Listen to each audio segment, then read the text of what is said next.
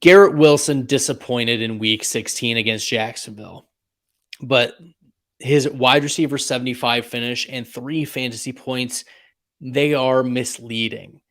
You shouldn't be benching Garrett Wilson just because of this performance. Instead, Garrett Wilson 4 for 30 through the air. So you would have expected 5 fantasy points, but he lost a fumble in this game. He had 9 targets, and this is the 5th straight game where Garrett Wilson has at least 7 targets, and now he gets Mike White back. And in the 2 games where Mike White played against Chicago and then Minnesota in those green matchups, Garrett Wilson finished as the wide receiver 2 and the wide receiver 9. And then even against the Buffalo, where it was a tough matchup, he finished as wide receiver 29. So there is a lot of ceiling in this green matchup against Seattle. There's a lot of upside for Garrett Wilson, and his floor is a back end wide receiver 2. I don't know exactly where the rankings are going to fall for where the consensus is on Garrett Wilson, but I want to be at wide receiver 13 to 15 is probably the range where I'm going to plop Garrett Wilson.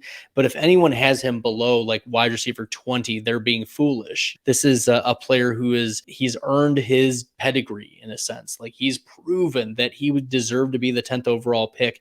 He's crushed it this year. He's earned a tremendous amount of targets. We've seen elite upside. There have been 3 different games where he's finished as a top 9 wide receiver on the season, and he just continues to command targets. And if you like the content and this is helpful to you, make sure you hit that red subscribe button.